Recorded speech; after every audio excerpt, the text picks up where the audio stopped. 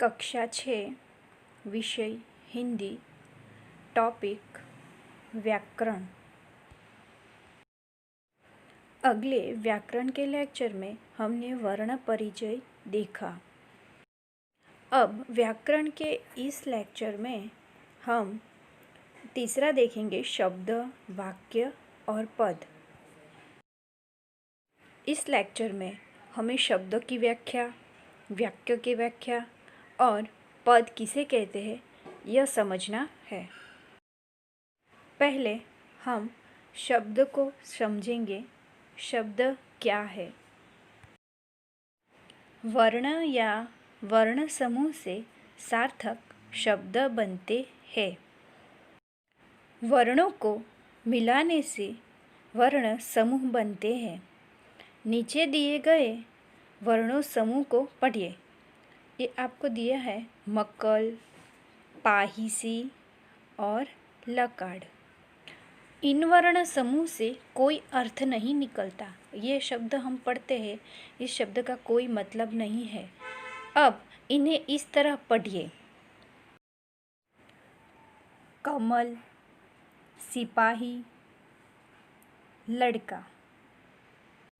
यह वर्ण समूह का क्रम बदल देने पर कमल, सिपाही, लड़का यह सार्थक वर्ण समूह बने हैं। जो हमने यहाँ पहले पढ़ा था मक्कल, पाहिसी, लकाड़, इस शब्द का कोई मतलब नहीं है।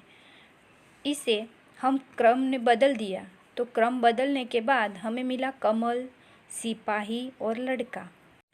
तो शब्द इसे कहते हैं जिसका स्पष्ट अर्थ प्रकट करने वाले वर्ण या वर्ण समूह को शब्द कहते हैं।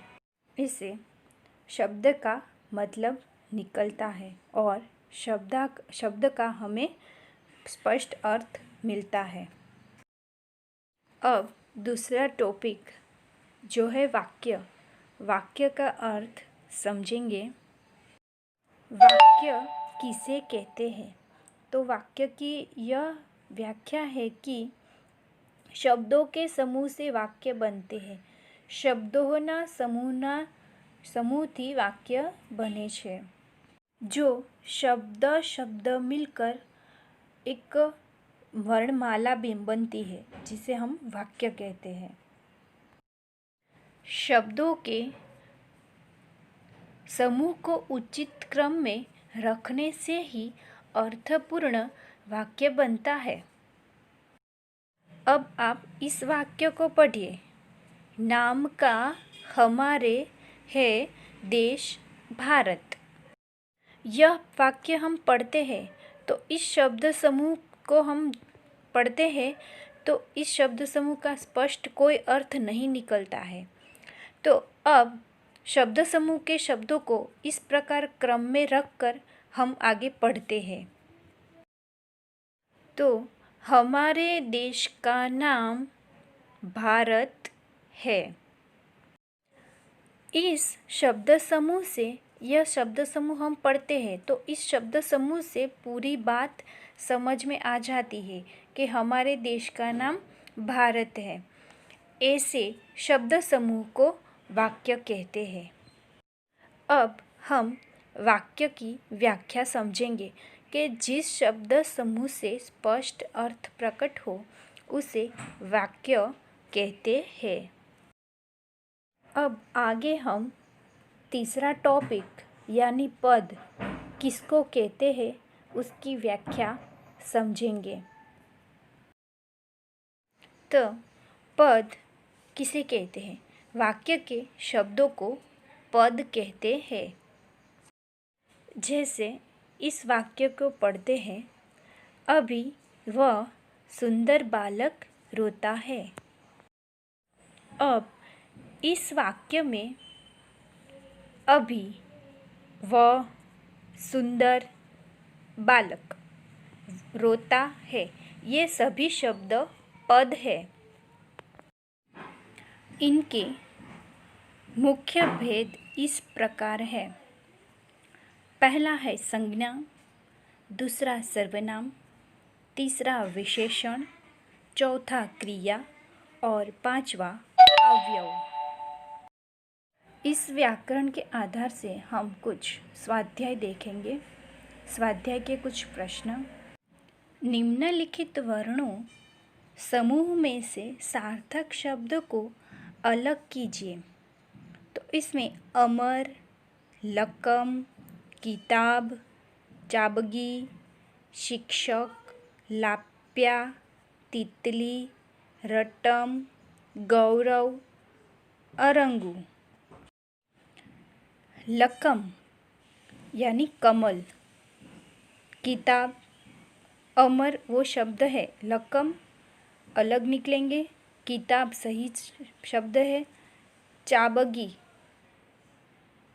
इसका मतलब है बगीचा, शिक्षक सही शब्द है, लाप्या इसका सही शब्द है प्याला, तितली वो सही शब्द है, रटम यानी मटर, गौरव सही शब्द है, रघु એટલે અંગૂર આ અલગ છે એટલે સાર્થક શબ્દ અલગ કરવાના છે જેમાં અમર, કિતાબ, शिक्षक, तितली, गौरव जो है वो सार्थक शब्द है, उसे हमें अलग करना है। निम्नलिखित वर्ण समूह में वर्णों को सही क्रम में रखकर सार्थक शब्द बनाइए। तो ये है कुछ अटपटे शब्द, उसे हमें सही शब्द बनाना है। तो जैसे ईभा, तो ईभा का सही भाई, नहब यानी बहन, साकिन,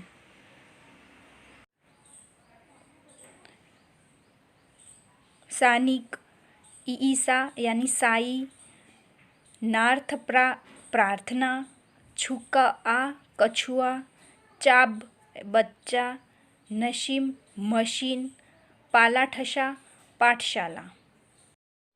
अब आगे तीसरा, पदों को सही क्रम में रखकर सार्थक वाक्य बनाइए।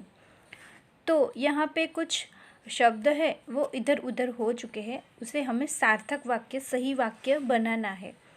तो इनमें से पहला, हे नाम मेरा गौरव, तो उनका सार्थक वाक्य बनेंगे मेरा नाम गौरव है।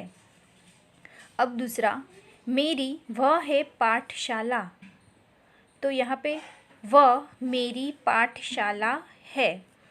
तीसरा, अभी तीसरा, का आदर बड़ों करो, ये सही शब्द बनाकर बनता है बड़ों का आदर करो।